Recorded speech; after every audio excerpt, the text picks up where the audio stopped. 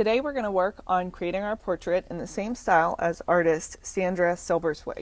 So when you looked at some of her artwork, some of the things that you should have noticed are the bright, bold colors that she likes to use and all of the patterns that she includes in her artwork. When we're looking at these, she also has a very unique way of drawing the face. So we are going to create a portrait using that same sort of style that Silverswig uses. When we're making ours, we want ours to fill up the whole paper just like hers does, so I can't even see the entire head. It goes right off the edge of my page.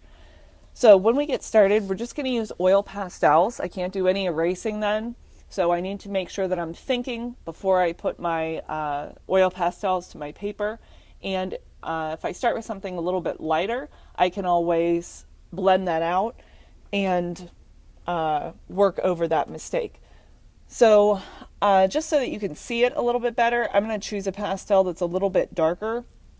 So maybe like a pink, which isn't too dark, but it's not as dark as, say, one of my blues or even a black. But I can go over these lines and make them black later if I like them, just like she does here in hers.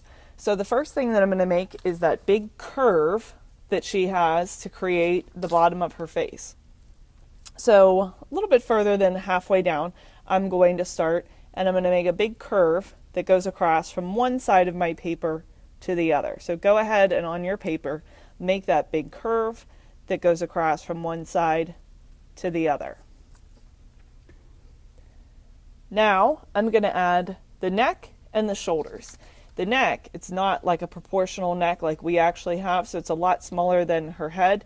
And then the shoulders come out. So the neck comes down just two vertical lines, one on each side, and then the shoulders go out diagonally.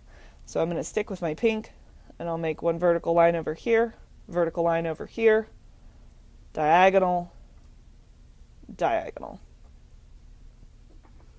Now to start with the face, I'm going to start with an backwards L, or depending on how you want the nose to go, it could also be a regular L. So kind of right in the middle of my face, I'm going to make a nice long L shape to make the start of my nose. I'm going to do, I will do a regular L instead of a backwards L. And now, to finish that, I'm going to connect it to my eyebrow. So I'm going to connect this to a curve, curve that'll go right off the edge of my paper. And then when you look at hers, what you'll notice is there's usually like a doubling up. So one side goes off to make one eyebrow, and then the other side goes off to make the other one. Here's her other one.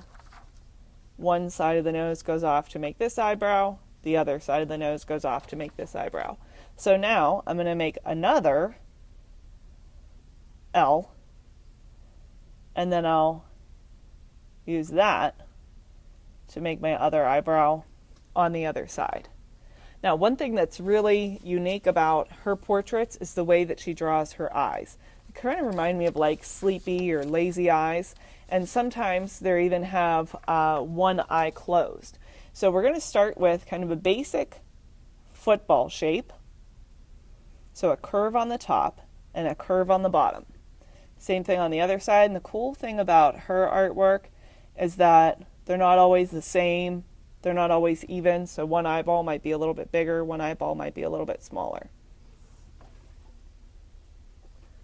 Then, if I want to make my eyeball look like it's closed or like half closed, I'm going to put a horizontal line through it, and then I'll add my little curve down there at the bottom.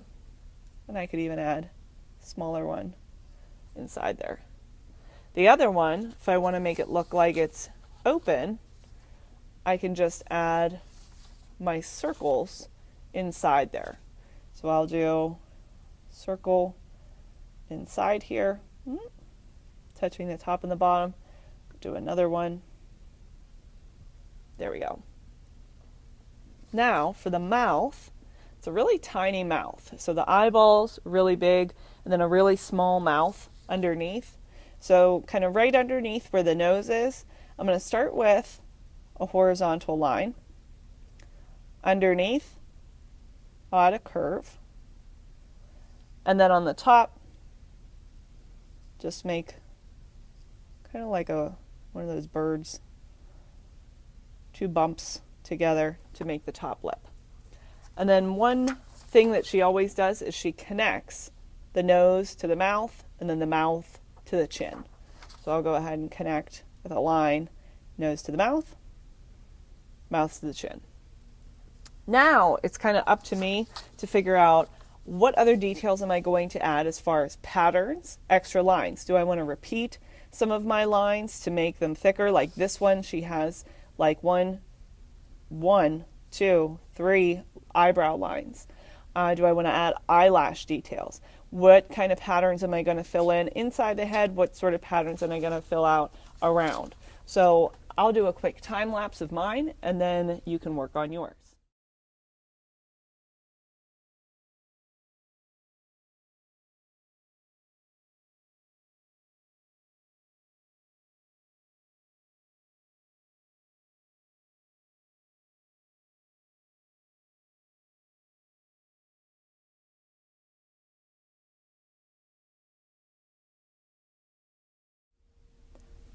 I don't know why, but apparently my time lapse stopped working. So you can see that the very last thing that I did after I added all of my little patterns into some of my spaces was I outlined everything with black. I don't want to do black first because it's such a strong color that when I was coloring my lips or coloring in around my eyes, it would pick up that black and then pull it into that color. So instead, I started with that really light color. For me, a pink. You might use white or a tan. And then after I have all my colors filled in with my patterns, then I outline the black and it won't mess up any of my other areas of color. So I have patterns down here at the bottom. I added a little bit of pattern here in the background.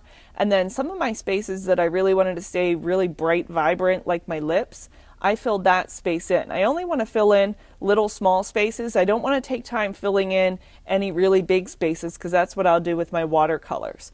I also fill in any space that I want to keep white. So the white part on my eyes here, the white part of my eyes here, and I think I just want to add, I forgot I wanted to add a little eyelash detail.